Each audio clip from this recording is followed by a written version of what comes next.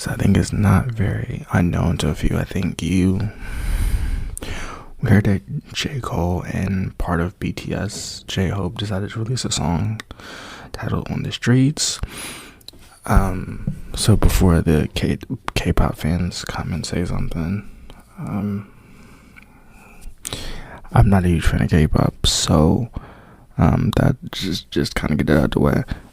So with that being said, let's get into this.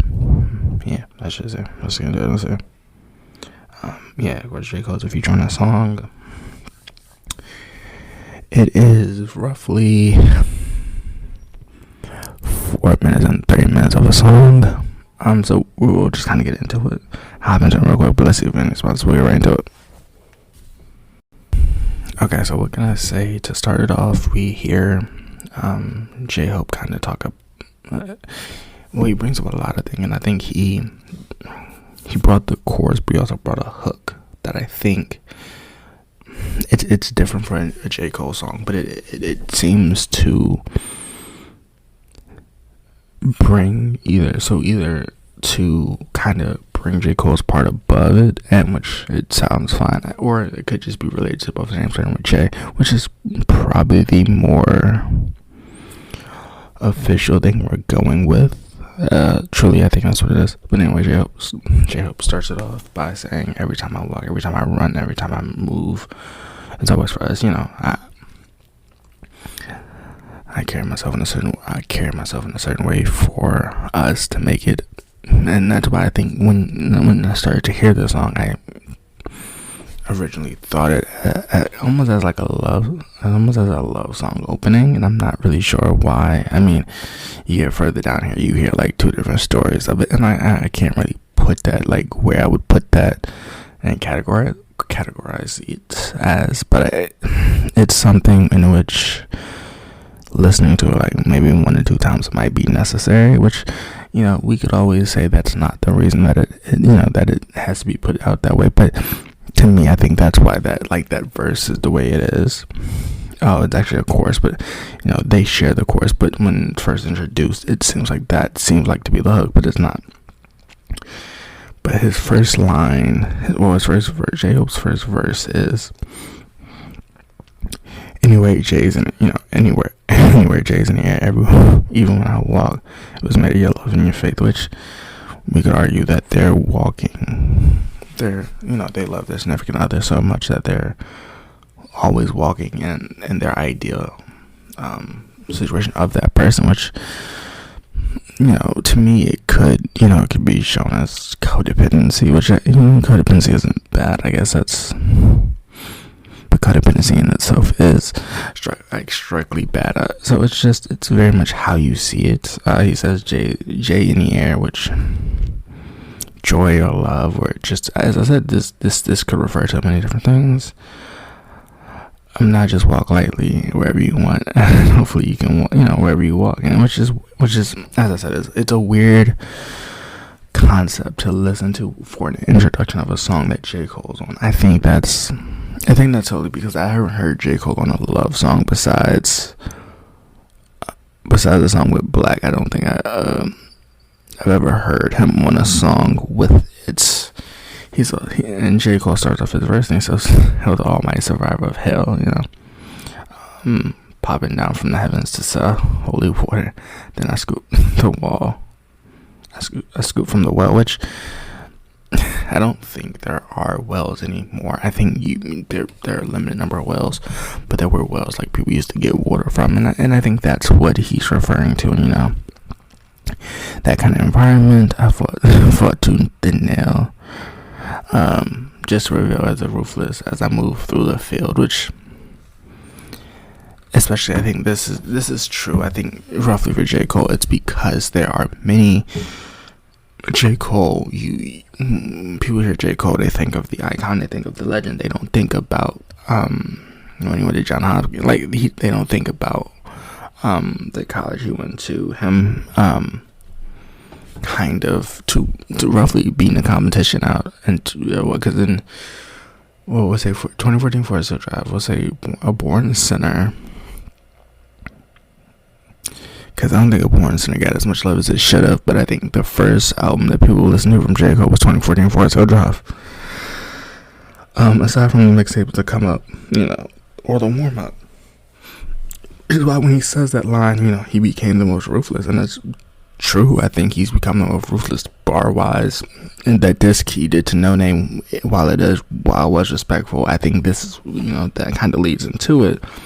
But he says he was the most ruthless, and I think when he says the most ruthless, I think motivation wise, I think that can be true, and I also think that's true from that concept of the song. You put that everyone dies. He talks about real concepts that really affect people and that he went through, and then turns them into music.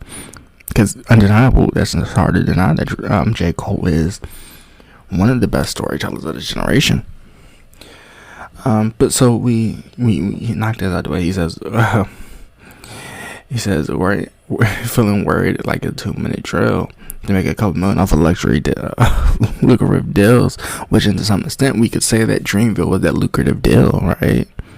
And then he said made a couple mil off a lucrative deal. Could that be 2014 Forest Hill Drive being that lucrative deal? Or the deal he's on with Puma for the RS runners that J. Cole inspired,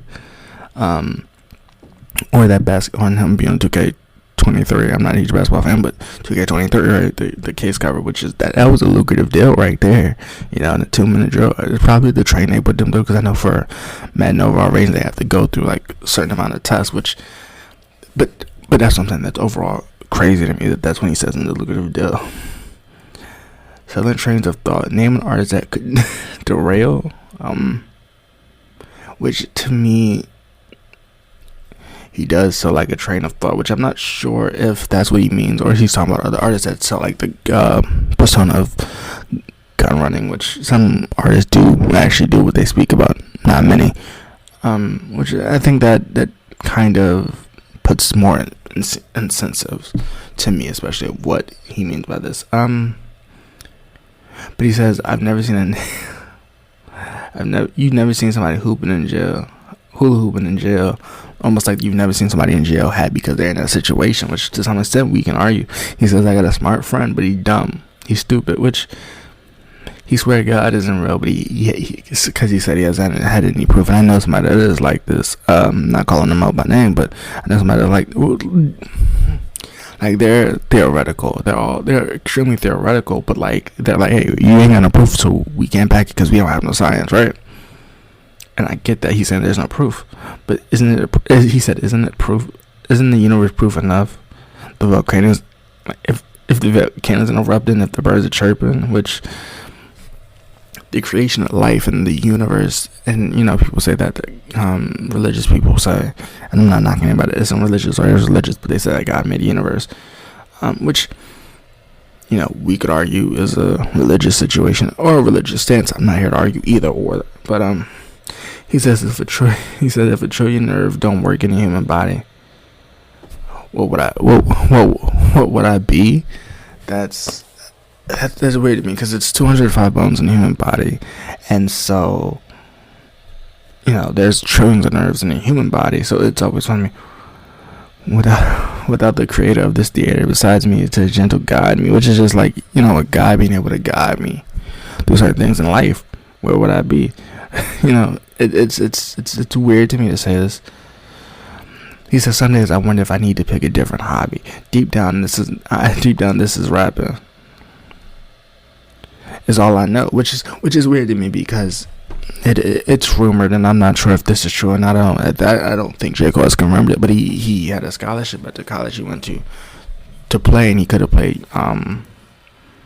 but he didn't, as he said in one of his music releases, he didn't take it seriously, and then some people went into the NBA, which is crazy to me to think about, right? Because that's weird, deep down.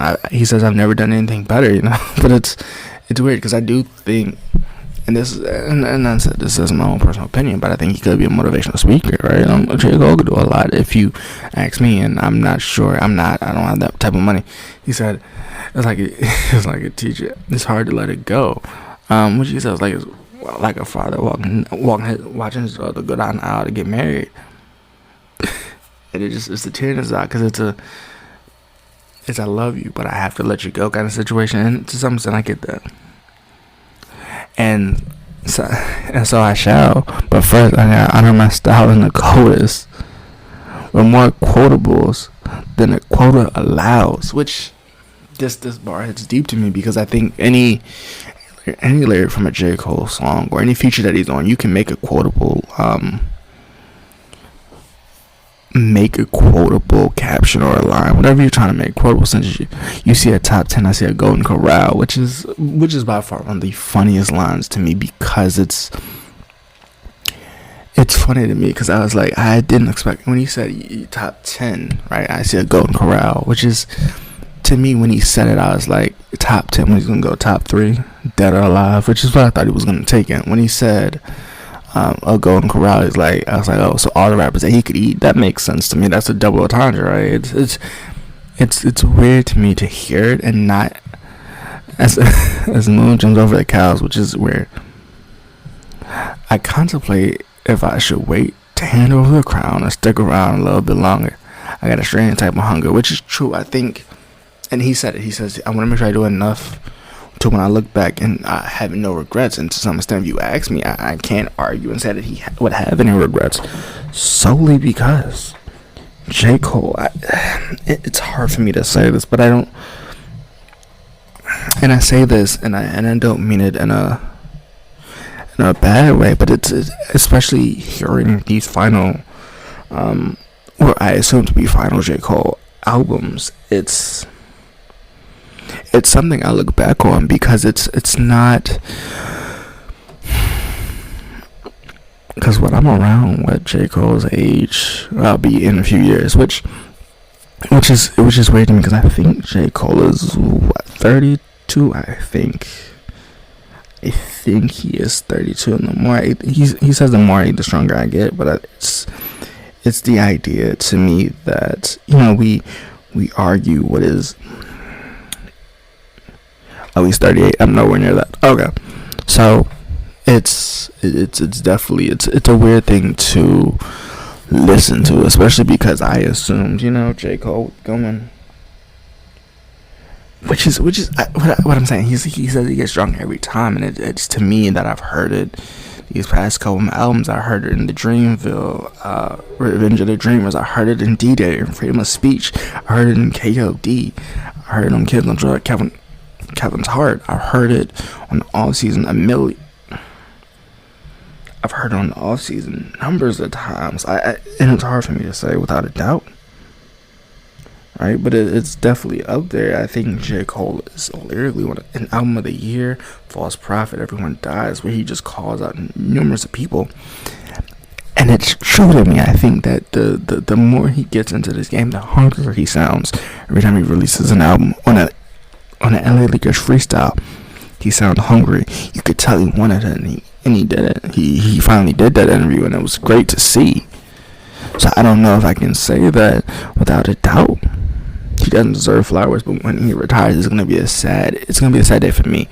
But it is gonna be like, it's weird to me. It's definitely weird to me to look at, right? So overall, I like this song. It's definitely an 8 out of 10 for me. Well, really a 9 out of 10 for me, but it's a great song. I would definitely listen to it again. It was in my rotation.